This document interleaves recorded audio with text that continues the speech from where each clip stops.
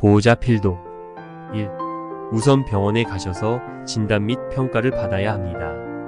2. 급성기는 먼저 약물 치료가 필요합니다. 3. 일단 증상이 안정된 후에는 성격 치료, 스트레스로 인한 마음독 치료를 받아야 후유증이 최소화될 수 있습니다. 4.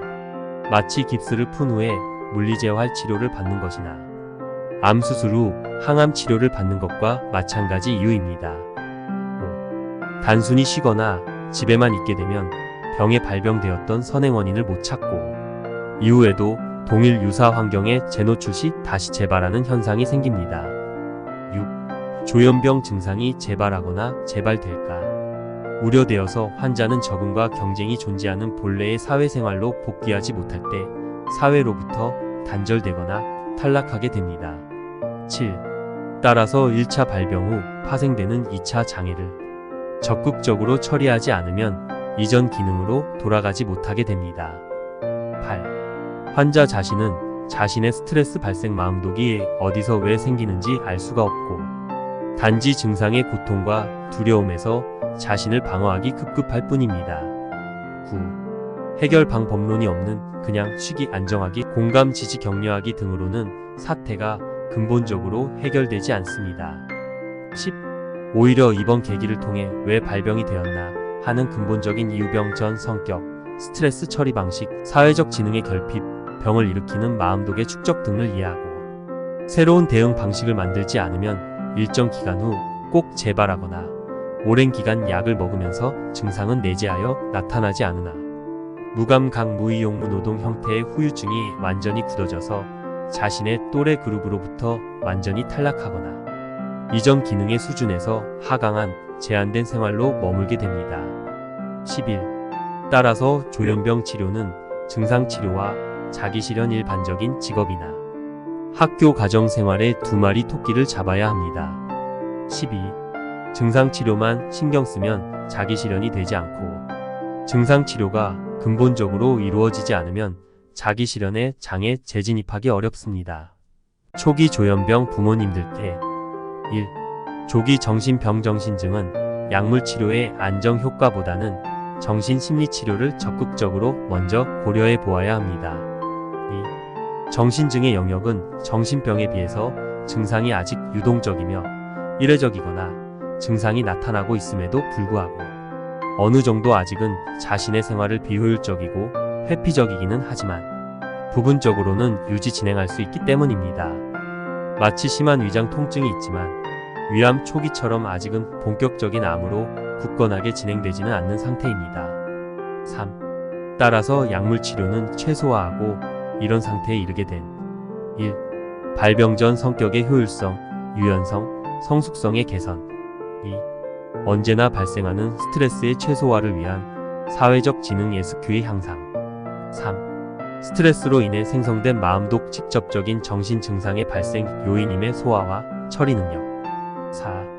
전반적인 멘탈의 강화 적극성, 주체성, 성숙성화, 메타인지 자신을 제3자의 위치에서 바라보는 상위 컨셉 5. 그리고 라이프 컨셉 전체적인 인생 조망과 인생관, 인생 지혜 등의 획득이 이루어져야 합니다.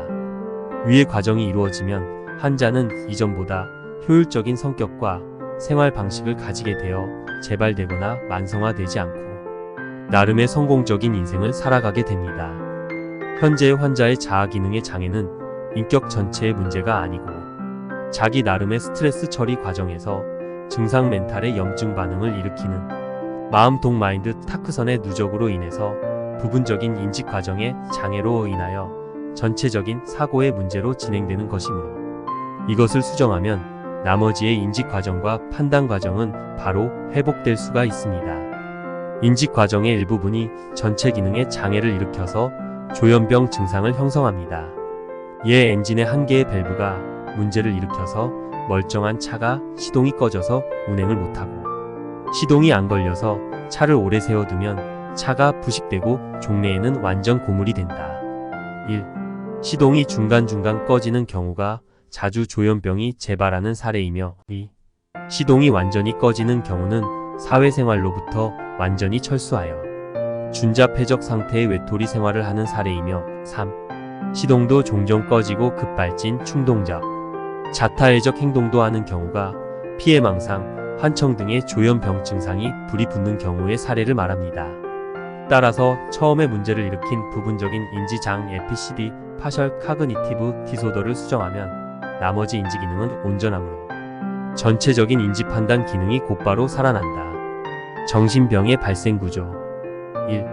외부에 누적되는 사회적 대인관계의 스트레스 2. 내부의 자아의 대응 처리 방식의 문제점과 취약점 3. 1과 2의 합작으로 인한 마음독 정신증상 발생의 최종적인 직접적인 원인의 과다생성 4.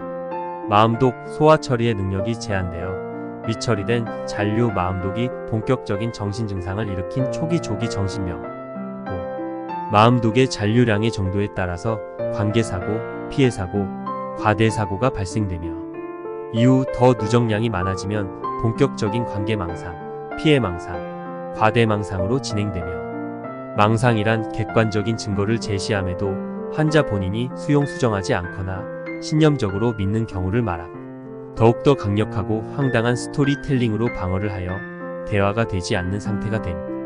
6. 요약하면 불안 우울부터 시작하여 과도한 예민성 민감성을 거쳐서 관계사고 피해사고, 과대사고를 거쳐서 본격적인 관계망상, 피해망상, 과대망상으로 진행됨. 7. 발병의 간접적인 원인들은 위의 1과 2며 직접적인 원인은 마음독이다. 따라서 치료의 목표는 직접적 요인을 처리할 수 있게 하는 동시에 간접적 요인들을 개선해야만 한다.